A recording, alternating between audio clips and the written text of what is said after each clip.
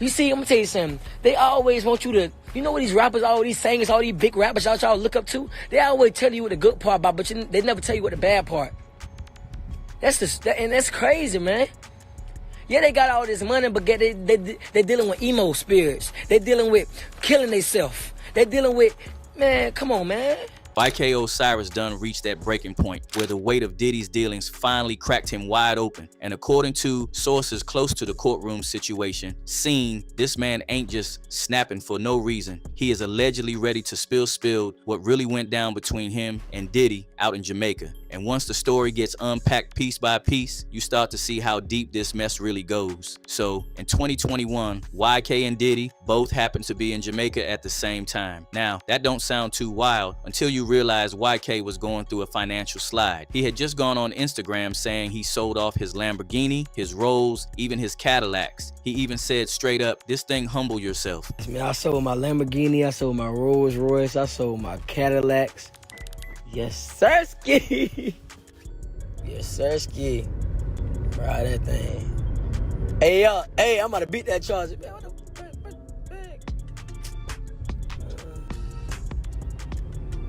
ain't gonna lie. This thing humble yourself. I ain't gonna cap to you.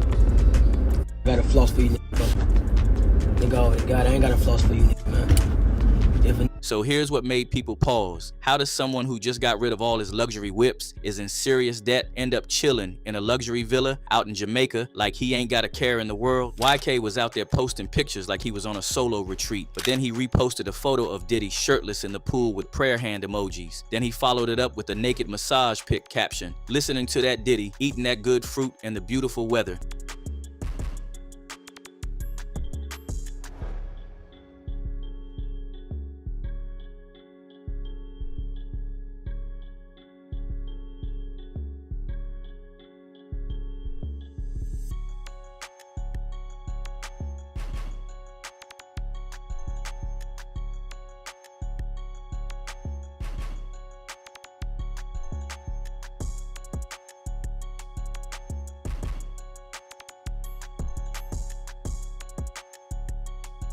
Yeah, good fruit, all right. Anyways, to make it even more questionable, he posted a photo leaning over a plate of fruit like he was serving model energy, and folks believed Diddy was the one behind the camera.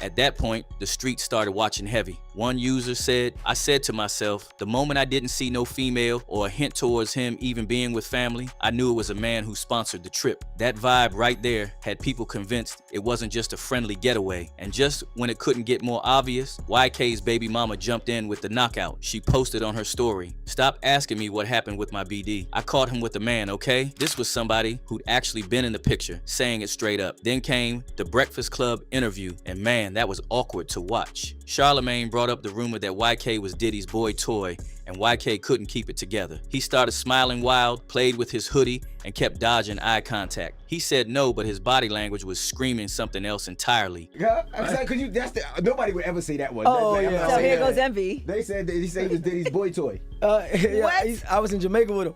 Oh, I see it now. See? YK Osiris in Jamaica with his alleged boo Diddy. See? The whole thing felt off, like he was reliving something he didn't want to bring up. Jamaica with Diddy though? He said yeah. No. Oh, okay. I was with a shawty. All right, but Diddy was there. No, he was a whole other different. Oh, so they just made this up? Yeah, they made it up, yeah. Oh, Lord have mercy. Yeah, he was in a whole other different area. Like, he was like... Have you ever met Diddy? Yeah. Okay, did he ask you to party? Yeah. Party? Man. Don't he put his fantasies on you. Bad tonight. Nah, man. Every time I went I did, that man's the vibe. That must be Diddy bopping. Now this ain't just about Diddy. Once folks started connecting the dots, Drake's name slid into the convo too. There's always been little whispers about him doing things low-key. And when that video dropped of Drake pressing YK to sing after losing a $60,000 bet, things went sideways. The way he put that pressure on YK didn't sit right with a lot of people. I ain't gonna owe you no more. I ain't gonna owe you no more. You owe me 60 bands, and you have to perform the song right now in the crib. What are we talking about? What are you talking about? I'm giving you an out. I'm not baby. I'm not Boosie. You don't owe me no 2 rags, 5 rags. You owe me 60 bags. I'm playing this song right now. You ready? I need you. I need a full. You don't owe me no money right now. I swear. I need a full performance though. The real shit though.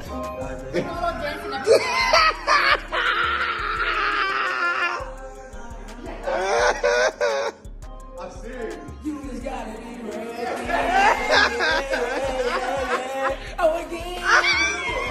But later, when people asked him about it, he tried to downplay the whole thing, saying it was love between homies. Remember with Drake? Remember you had to sing for Drake? Nah, but Drake my brother though. Like that's my boy. So it's like when we bet and gamble, like it's really ain't about no money. It's really about this fun. Like we bet $100,000. But we like it's like really like brother love. Like, you know, that's my boy. Win? Then another video popped up, YK doing sit-ups on Drake's private jet, looking real uncomfortable. Not like he was playing along, more like he ain't had a choice. You struggling? You struggling? With them push-ups? One user said humiliation ritual. Some sick stuff be happening that we don't know about off camera. While another said, looks like they be having him doing some strange things. And honestly, it's hard to argue with that. YK always ended up in these viral clips where he was getting clowned, embarrassed, or put on the spot, but it didn't stop there. Drake even posted a pic of YK's new haircut, one that was clearly inspired by the Certified Lover Boy album. The caption read, "Burnt the F out you really won of one YK Osiris." You know what? Man, stop playing. Only I can do this, me and the boy. Stop. Not long after that, YK went and got a tattoo of Drake's OVO owl on his leg. The whole vibe just kept getting weirder. Something wasn't adding up. As your boy YK Osiris, man, shout out to all Urban Central. Shout out, yeah. Then it all started to make sense when YK went live and broke down on camera. He didn't hold anything back. He said straight up he just wanted to end it all. He spoke about the demons chasing him, how music wasn't making him money anymore, and how it felt like nobody in the industry truly had his back. It didn't sound like clout chasing at all. It sounded like real pain. Like I say, you can't use Drake with me, you can't Lil Baby because they don't with me no more. So you please don't use that. You haven't seen me around Drake in a minute. Or Lil Baby. A long time. So let's get it out the door. Please don't use that no more. Like, I'm not a leecher, like, for a reason. But like, I want to die. Like, I want to myself. I want to like leave this earth. I don't have no friends. Y'all see who I'm with. Nobody. I'm nobody. Nobody nearest me. Nobody around me. Nobody is like near me. But it didn't stop there. Not long after, he went on another emotional rant. This time, he started exposing how this music game really moves. He said, rappers be lying about blessings from God, when in reality, they're worshiping something else. You see, I'm gonna tell you something. They always want you to, you know what these rappers, all these singers, all these big rappers y'all look up to? They always tell you what the good part about, but they never tell you what the bad part. And that's crazy, man. Yeah, they got all this money, but they dealing with emo spirits. They dealing with killing themselves. They dealing with, man, come on, man. I want to get out this music industry because this is not for me. But I do it because I feed my family. But I don't want to be in this. This is not what God want me to do. God don't want me to do this. But I do it to feed my family. And I want to get out this. I want to get out of the music industry because yes, you go through pain. You go through this because this is what the devil wants you to go through to destroy yourself. And that's when the dark theory crept in. According to several media outlets and folks close to the situation, Diddy and others weren't just doing what they did for social media fun. It was allegedly deeper than that. First, they allegedly manipulate young and upcoming artists into thinking they are their friends with international trips, shoppings, and gifts. And once you enough of their trust, that is when the real game begins. Word is, there's a twisted elite ritual where powerful folks prey on the energy of younger men, and it'll keep them youthful and on top. That's what they say Diddy was doing at those infamous parties. And YK, he just might have been one of the sacrifices. Popular psychic Sloan Bella even dropped a serious bomb on the situation. She made it clear that this wasn't about Diddy being gay. This was about harnessing spiritual energy through dark, ritualistic acts that most people couldn't even begin to imagine. And according to her, Kim Porter was writing a book about it before she passed. Then Sloan Bella added that Kim became privy to this. Because it's not gay behavior. That's not what we're talking about. There are gay people, but what we're talking about here is ritualistic sexual deviancy used to harness energy of a human being.